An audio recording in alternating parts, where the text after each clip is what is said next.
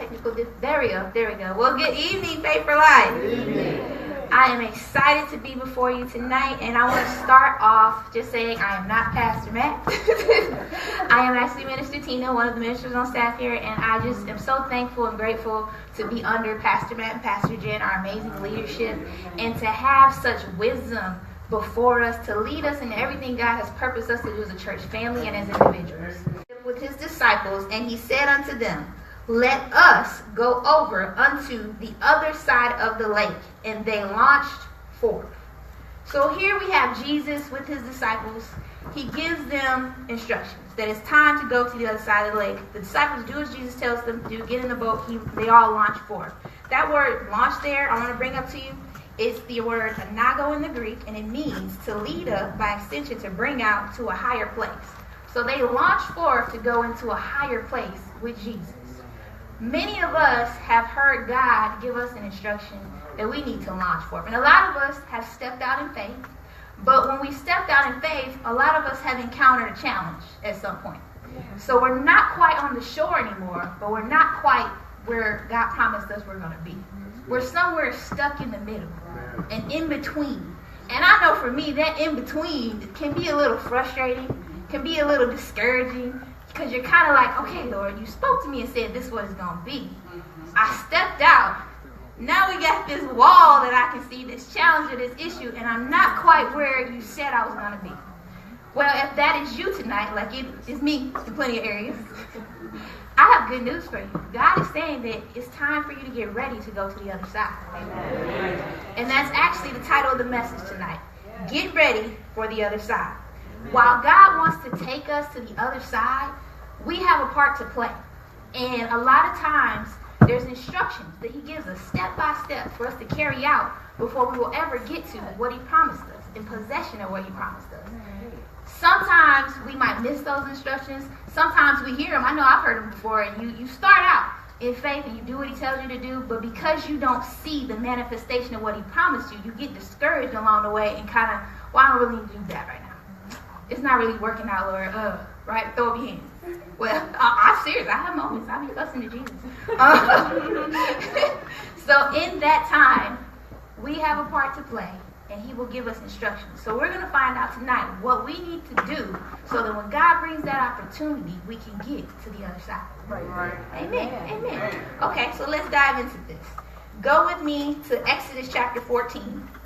Exodus chapter 14. We're going to take a look tonight at men and women of God, just like us, who launched out in faith, but encountered some challenges along the way. And felt like, oh, Lord, what we going to do? Okay, Exodus chapter 14, and I'm going to begin reading at verse 21. And it says, and Moses stretched out his hand over the sea, and the Lord caused the sea to go back by a strong east wind all that night, and made the sea dry land, and the waters were divided. And the children of Israel went into the midst of the sea upon the dry land, and the waters were a wall unto them on their right hand and on their left. And the Egyptians pursued and went in after them to the midst of the sea, even all Pharaoh's horses, his chariots, and his horsemen. And it came to pass that in the morning watch, the Lord looked unto the host of the Egyptians through the pillar of fire and of the cloud, and troubled the host of the Egyptians, and took off their chariot wheels, that they drove them heavily, so that the Egyptians said, let us flee from the face of Israel, for the Lord fighteth for them against the Egyptians. And the Lord said unto Moses, stretch out thy hand over the sea, that the waters may come again upon the Egyptians, upon their chariots, and upon their horsemen. Notice that Moses and the Israelites were facing something that seemed impossible here. They launched forth because what God said he was going to bring them out. They were slaves. So we out. We not under them no more. We stepping out here with Moses, right? A man Moses leading us out. Yeah. They get out there, but then what happens? Well, they get out there and they get out there. Don't forget they went out. They went out with stuff they didn't have before. First of all, let's not forget that. So God put some things in their hands, things that belonged to them that they should have had a long time ago, and they stepped out. But when they stepped out, they get out there and now Pharaoh, the Egyptians are now chasing. We get to the point where in front of us is a Red Sea. Do we drown? Do we turn back? Many of us get out there and a challenge comes, and we want to turn back, but it don't feel right. Every time you try to go back to something that you did, the levels that you were before, it just don't sit right. You don't fit back where you were. God already took you to another level. You can't go back. So they're in a position, what do we do, Lord? Right? Well, in verse 26, he gave Moses an order. He said, stretch forth thy hand over the sea, and the waters may come again upon the Egyptians, upon their chariots, and upon their horses. So God gave his man orders. He carried out the orders, and God did the work. Right? Let's see if we can look at one more example of this real quick. Go with me to Joshua chapter 6. Joshua chapter 6. We're going somewhere. We're going to get there. Joshua chapter 6. And I'm going to start reading in verse 1. And it says, Now Jericho was straitly shut up because of the children of Israel. None went out and none came in. And the Lord said unto Joshua, See, I have given into thy hand Jericho, and the king thereof, and the mighty men of valor. And ye shall compass the city, all ye men of war, and go round about the city once. Thus shalt thou do 6 days. And 7 priests shall bear before the ark 7 trumpets of ram's horn. And the 7th day ye shall compass the city 7 times, and the priests shall blow with the trumpets. And it shall come to pass that when they make a long blast with the ram's horn, and when ye hear the sound of the trumpet, all the people shall shout with a great shout, and the wall of the city shall fall down flat, and the people shall ascend up every man straight before him. So we have another example here where God's people have a word from God. He's like, I've given you Jericho, right? They get there, and what happens? There's a wall, Jesus. What are we supposed to do? You said you gave me this. How am I supposed? We can't get in. Nobody coming out. How does this work out? Right? But he says, it says in verse 2, it says that the Lord said unto Joshua, See. I don't know why there's so many times in the Bible where the Lord says, See. And it'd be like the opposite of what you're supposed to see. And you like, really? Because I don't see what you're telling me to look at right now. It ain't really appearing what you're saying is supposed to be here. Right? All the time he says, See. But God knew what he was going to do. And so he gave his man an instruction, and he told him, hey, you do this, and I, your God, this is what I'm going to do. This is what the end result is going to be when I get done. Amen. Amen? Amen. So with that, take a look at verses 3 and 5 where he gave those orders. And he gave those instructions, right? So God will give us the end result a lot of times, but we have to get before him to get the steps to get there. Amen. To play our part, to take care of our part, so that we can get to the other side of what's before us, to what God promised us we're going to possess. So that there leads me into key number 1 tonight, into us getting ready for the other side. And that is, we have to get God's orders. Get God's orders. You can't possess a promise given by God using your plan. It's just not going to work out. I tried. I continue to be like, well, maybe this will go to... Nope, it never works out. You never get to what God promised you your way. It's not going to happen. If God promised it, he will provide it, he will perform it, but you have to get the steps in his plan to get there. Amen? So what is it that God has given you? What instruction has he given you? What order has he given you right now for you to do right now that's going to lead to what he promised you, to get you to the other side of that wall that's in front of you right now, that Red Sea that's in front of you right now, that insurmountable challenge that you think because this is here, I can't have what God said. Think about it. So I wanted to share one story real quickly though, because I remember the job I'm at now, I've been there probably about 16 months. And when I started this position, it was all worked out by God. When I came down from ministry school and I stayed, because Lord said stay, and I was like, wait, I'm supposed to go to Michigan. I'm done. I did what you told me to do. He's like, stay. So I was like, where do you want me to work? Because I could go get an IT job with my degree, but it will take me away, I'm pretty sure, from what you called me to do with this ministry. Not a week later, a lady walked up to me here at this church that worked at this company and said, hey, you looking for a job? And a week after she approached me, I had a job there. And what happened was, maybe 6 months in, there was a pay rate increase. I've never been anywhere where these people give so much money over this little year that I've been there. And I was like, dang, this is a pretty nice place to work. That's a pretty nice place. They feed you every time you turn around. Oh, we got this for our employees, all this employee appreciation stuff, right? And the culture there is mind-blowing to me. But anyway, December of that same year that I started, one of the leaders there approached me and she pulled me aside.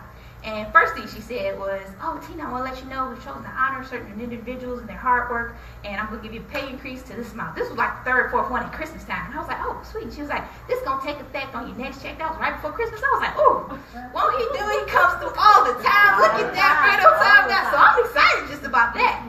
But then she followed up that statement and said, I'm also wanted to let you know that I, as a leader here in the company, have been asked to champion or train up one individual within the company, and that individual is you. And I was like, huh? What? Me?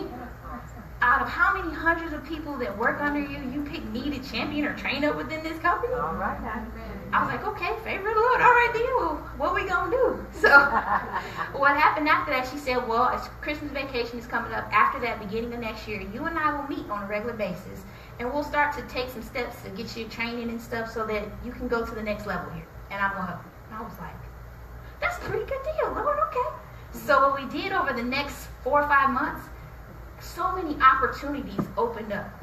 She had a strategic plan to get me to the next level of this company. Somebody who's been through where you're trying to get to is walking you through step by step, holding your hand. All right. I was like, man, wow. And like actually believed in you to do what needed to be done to get there. Saw what I didn't see in myself, right? So long story short, there were things that she had me in the nesting classroom, which is basically where they train the new people. They're on the phones, you answer questions. You sit at the different team leads, which is like a manager. They don't call them managers, we're leaders. You sit at their desk and help their team members. And then they have an ambassador program where when the team leads are doing interviews and a hiring bid, you're going to do a tour of the facility with the people that are coming in the building. All those type of things came to pass that she had put me into to step out of my comfort zone and also get you exposure. She did that, but she didn't just do that. She also was giving me information along the way.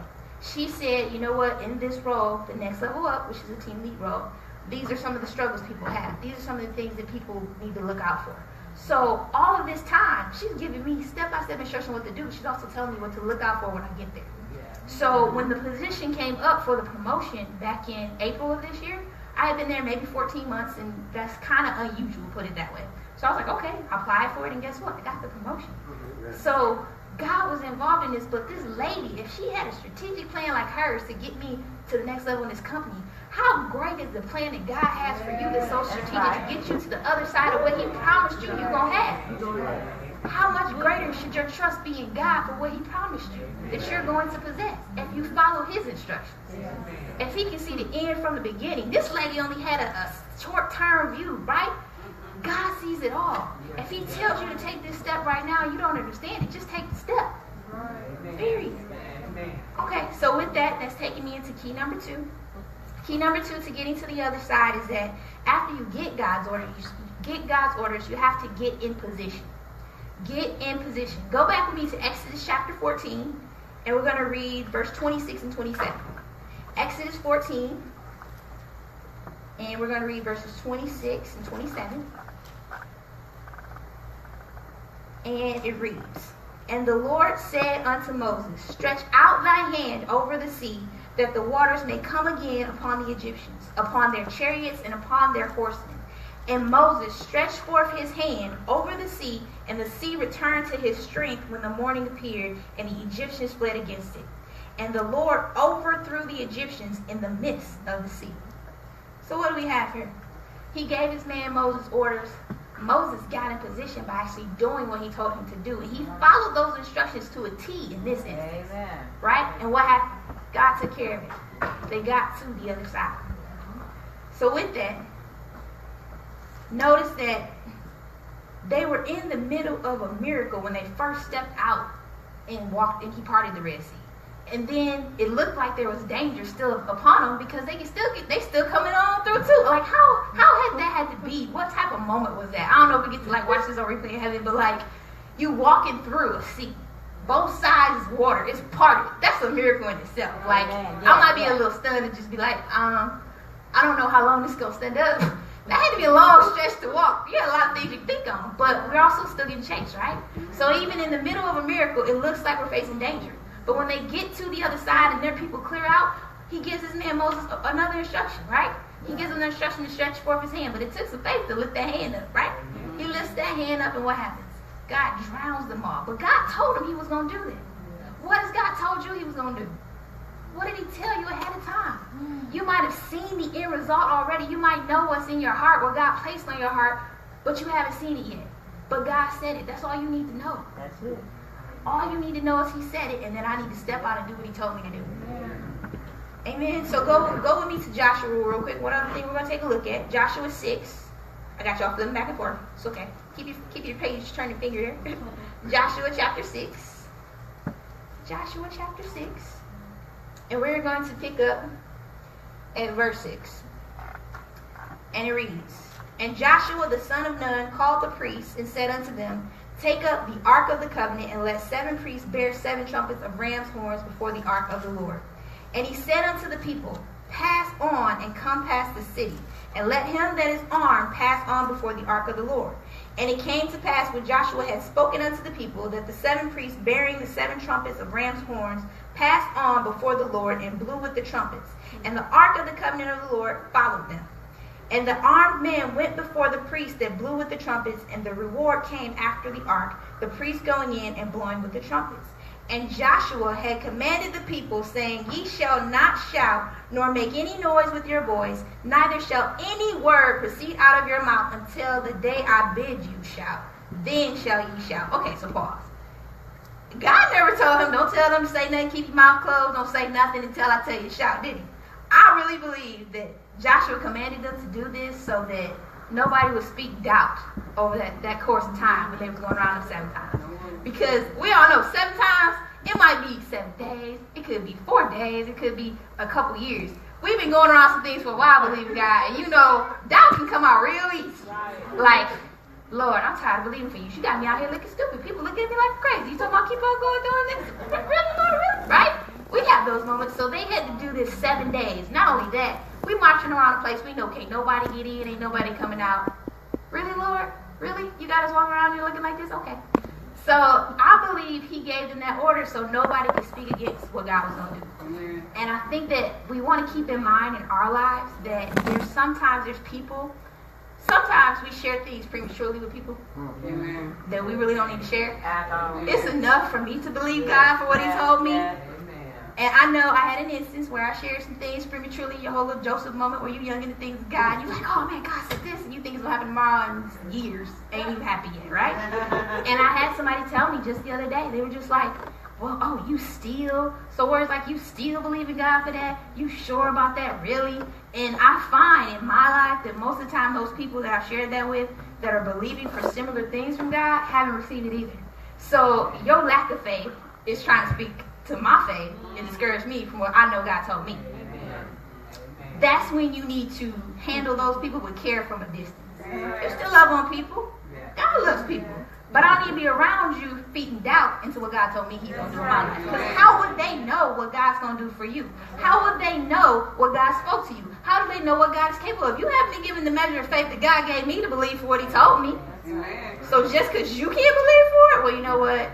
God bless you. I'll holler at you later. I'll see you on the other side. That's basically what we're going to say to you. Right? So, okay, so let's keep going. A little side journey there. We ran, let's see, verse, I stopped at verse 10. Okay, verse 11. So the ark of the Lord come past the city, going about it once, and they came into the camp and lodged in the camp. And Joshua rose early in the morning, and the priests took up the ark of the Lord. And 7 priests bearing 7 trumpets of ram's horn before the ark of the Lord went on continually, and blew with the trumpets, and the armed men went before them. But the reward came after the ark of the Lord, the priests going on and blowing with the trumpets. And the 2nd day they come past the city once, and returned into the camp. So they did 6 days. And it came to pass on the 7th day that they rose early about the dawning of the day, and come past the city after the same manner 7 times. Only on that day they come past the city 7 times. And it came to pass at the 7th time, just as God said, right? When the priests blew with the trumpets, Joshua said unto the people, Shout, for the Lord hath given you the city. And the city shall be accursed, even it and all that are therein, to the Lord. Only Rahab the harlot shall live, she and all that are with her in the house, because she hid the messengers that we sent. We see here that God gave orders one more time here. He gave orders. Joshua, the army, and the priests obeyed, and they made it to the other side of this wall to possess what God promised them. Why? Because they got in position by carrying out God's orders. Now, when God gives an order, like I said, it's easy for us to get discouraged and feel like, okay, because I don't see it yet, I don't need to do that quite yet. But you have to realize that if you never prepare for the promise, you'll never possess the promise. Period. Period. So we're talking about getting in position. Well, I remember with me and my younger sister, I only have one sister, she's back in Michigan, and she's a year and a half younger than me. When we were younger, we were very adventurous, best way to put it. So in the summertime, my parents would both work during the day, so they would drop us off at my grandmother's house. So when we would stay there during the day, grandma ain't got no cable. She's just like, oh, go outside and play. Sometimes she out there, sometimes she in the house. You know where grandma is. So one of the things we would do is she had a porch. And her porch probably was about as high as this pulpit is up to here. But she had flower pots that were in front of that porch that she had made with some bricks and other stuff that she got creative with. And she put flowers and dirt and all that stuff in there, right? So me and my sister really loved to climb on the top of that rail. And we would get in position to stand. You had to get the perfect position down, though, so that you could clear those flower pots. Because if you didn't clear them, you was going to fall short. You're going to be hurt. That's going to be bad. It's painful. It happened to us a couple times. But I'm like, you ready? Let's go. So we would do this all day. Just run, jump, run, jump, run, jump. We got stitches and scars to prove it. But we would get in position, and you had to have enough strength in your legs, and you had to get it just right. Because if you didn't get it right, again, you're going to fall short. So let's think about this. When God gives us instructions, if we get in perfect position that he has for us, we're going to clear everything that's in front of us to get to the other side. Amen. If we listen to him. If we obey him without delay. If we do it right now. There's things coming that, put it this way, I know by the Spirit of the Lord that it's a short window of time. Amen. You've been believing for a long time. But there's a short window of time to actually do what he told you to do, to prepare, to get ready. That window is closing. The opportunity is coming. I can't tell you when it's going to be for you. I can't tell you when it's going to be for me. I can just say it's coming. Amen. So if it's coming, you need to get it in order right now. Anything God has spoken to you that you haven't done quite yet, you haven't fully did what he told you to do it. Amen. And quickly. So that when it gets here, you're prepared to go to the other side and possess what God promised you. You don't know what all is on the other side. It's not just what he showed you. God always likes to surprise us. He always likes to do extra. He likes to go above and beyond, exceeding abundantly above all you can ask or think. What are you talking about? So on the other side, there's greater than you could have imagined. But in order to get there, there's something you have to do. So don't miss it. Don't fall short of the promises of God by failing to prepare for it. Okay, so that brings me to another point. Now, when me and my sister jumped off that porch rail, we had to have faith in our strength and our legs that we had enough clearance to get over there, right? Just like when Moses stretched forth his hand, he had to have faith that God would do what he promised when he spoke to him, right? Joshua and that army that preached marched around the walls of Jericho 7 times, but they had to have faith that what God told them he was going to do, that God was going to take care of his part if they did what he told them to do, right? So that brings me to key number 3, to getting ready for the other side, which is you have to get in faith. Get in faith. God is trying to stir you up right now because, again, we have been discouraged. It's been a long time. You haven't seen anything yet. You don't see anything leading up to what you're believing God for. But, again, he's stirring you up so you can get back in faith so that when that opportunity shows up, that you'll be prepared for it. You'll be ready. That you won't miss it. I don't know about you, but I'm a little too old to have to wait for it to come back around. If that. It was people with Moses. Remember when they got past and got through all that never even went into the promised land. They died. I'm sorry. I really want to possess everything that God showed me. There's some stuff I really believe in for, like, Lord. I can't die without receiving what you told me we going to have. That's all I'm going to say. We're going to leave it there, right? Okay, so go with me to Luke chapter 8. Back to verse 22. One other thing we'll take a look at. Luke chapter 8, verse 22.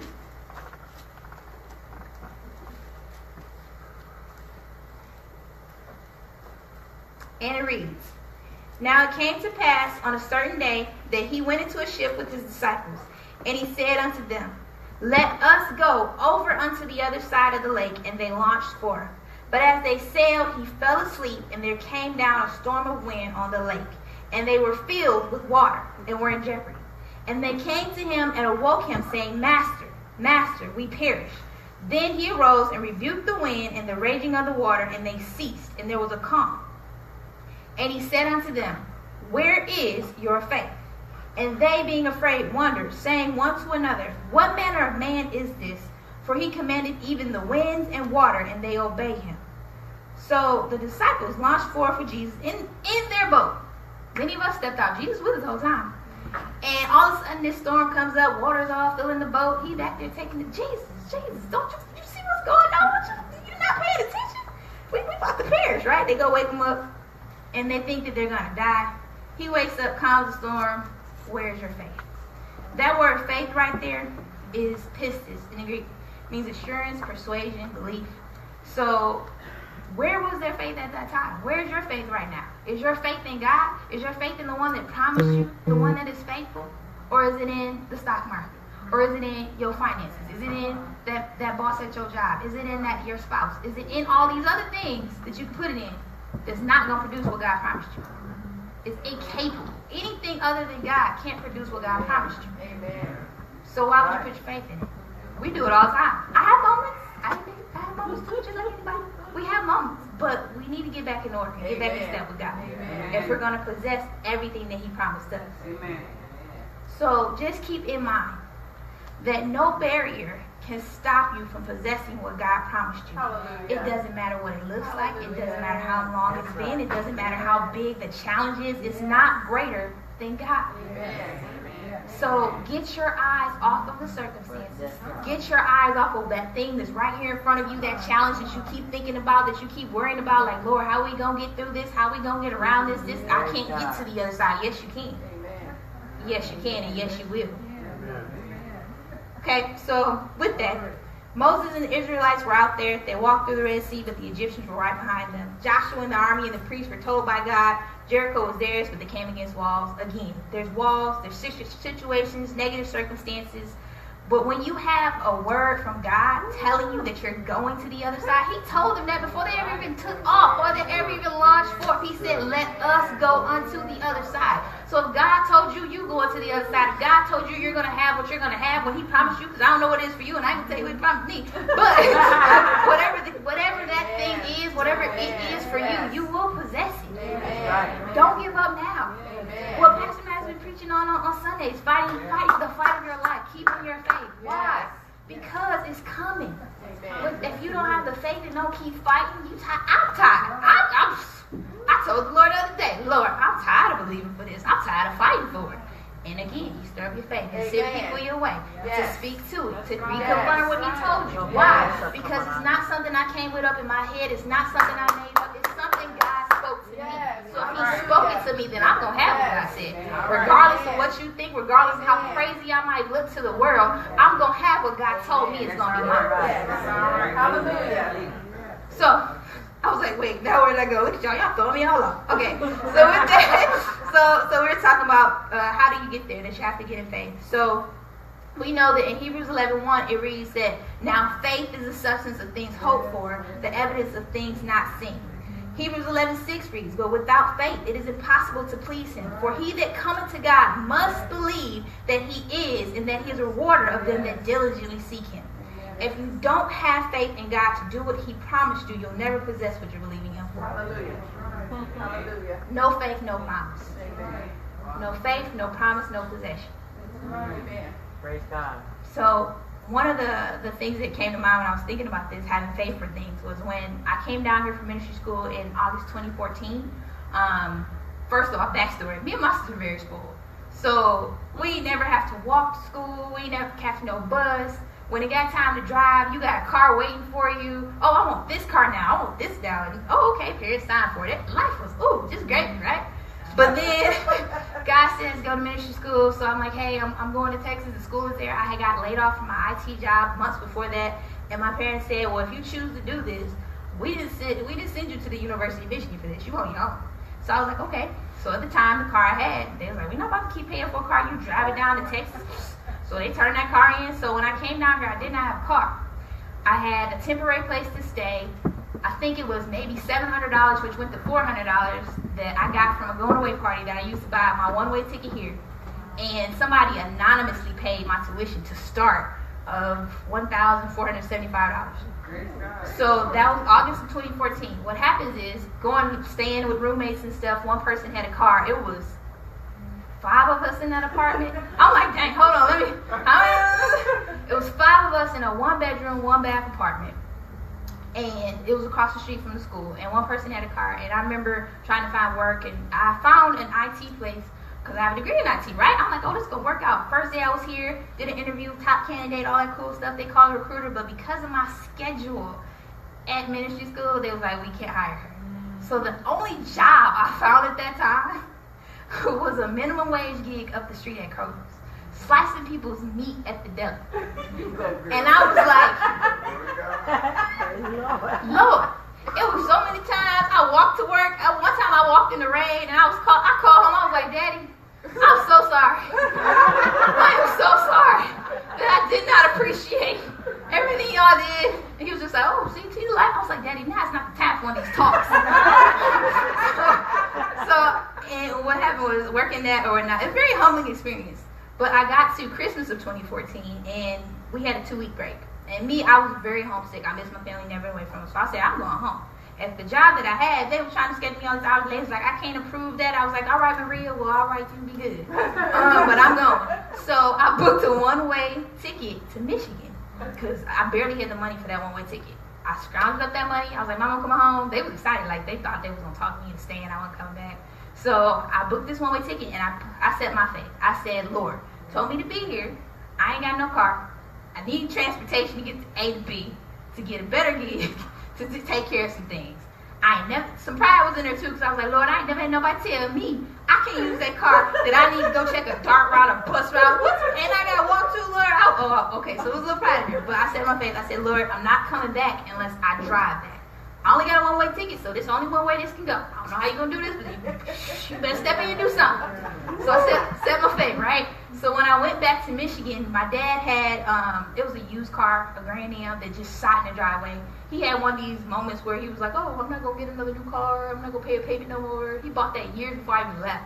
He decided eventually he got a new car. And it was just sitting there because my mom had a new car and my sister had a car. So I was like, hey, Daddy, that car you got in the driveway, it ain't gonna make it back to Texas. That was not the plan. So don't even start thinking that. I was just like, hey, do you mind if I sell that and take the money and maybe go to the auction, give me a little hoopty so I can get around Texas, drive it back? My dad's like, I don't care, fine. You always trying to hook up, scheme something. I was like, thank you. So I took a couple pictures of it. I looked on Kelly Blue Book, and I think I posted it for maybe $1,500 or best offer on Craigslist. Within an hour of me posting that, it was 15, 20 people that blew up my phone. I was like, oh, this is pretty good. This is going to work out, right? So I tell my dad, he's like, all right, well, let's go meet the first person. So I was like, well, okay, Daddy, but it was 10 other people. I don't know about the first one. This guy seemed a little So we go meet him, and this guy, he's like, well, can I test drive it? So he test drive it. He popped the hood. He looking all around. Okay, so you said $1,500 the best offer. He was like, well, it has such and such, such and such. And I was like, Daddy, can I talk to you for a minute? We ain't got to do this. It's 15 people blowing up my phone right now. We can move on. They gonna pay what we asking for. This my funds where I'm trying to pay something. So my dad's like, he was like, well, no, Tina, we don't want to have to meet with multiple people. Let's just see. So we'll work with him. He does the negotiation. I love my dad, but pops. It was less than $1,000, and I took that money. He was like, well, I'm taking my cut off the top. I was like, and you gonna take a cut too? Pops. So anyway, he takes his cut, and I was walking around the house, and I heard a commercial for La Fontaine, which is just a dealership in Michigan. Yeah. We went to the dealership, me and my sister, while my parents were at work, and we looked around a lot. They had Chargers and stuff like that, which I've had before, fancy, right? But they wanted $15,000, $16,000, and the Chargers that I had were brand new before. They had problems, and I was like, that's not a good idea. So I had a couple cousins who had a Monte Carlo and Chevy, whatever, and they had that boy for years. They had new ones. Some of them had used ones. Didn't have any problems. I'm like, all right, they got an 07 Monte Carlo. Let's go take it for a test drive. Looked at it, took it for a test drive, and that Monte Carlo and me drove back over 18 hours, and I came back with that car. All right. Amen. So the point being, God will meet you where your faith is. Amen. He can't do what you're believing him for if you stop believing him. Amen. In each of these instances we looked at tonight, they had to have faith. Faith was playing a part in them receiving what God had for them, what he promised them they would possess. So if you decide to throw your hands up and give up on what God promised you and let go of that faith and believing and trusting in Him, you're not going to get it. You'll never possess the promise without faith. Never. It's not going to happen. We just read that faith is required to receive it from God. That's right. So if faith is required, you got to get stirred up tonight. Don't walk out this door not believing for what God promised you. It don't matter how long it's been. It don't matter what it looks like. Don't matter what somebody try to tell you. That's right. What matters is what God spoke to your heart. Amen. Amen. Amen. So now I'm telling you that story because God did something big and He met me where my faith was. I'm not telling you to just book you a one-way flight. So let's get that clear because some people take stuff they wrong with.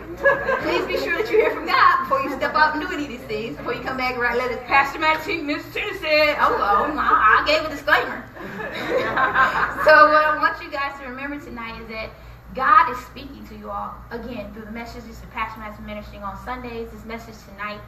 God is trying to stir up your faith so that when that opportunity comes, I'm telling you, just imagine what you're believing God for showing up. The other side of what you've been in. You've been in right now, you've been dreaming about it.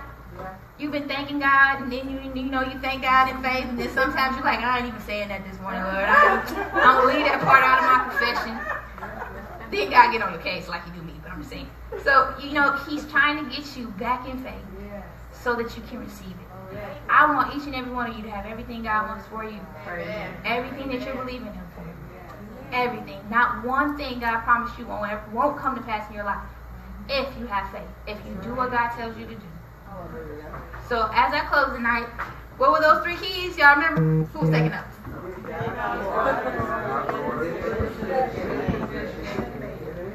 Amen, amen. Okay, so again, your promise is coming.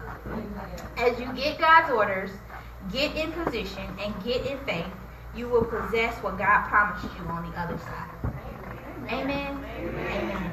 Every head bow, every eye closed in prayer, please. Every head bow, every eye closed in prayer, please.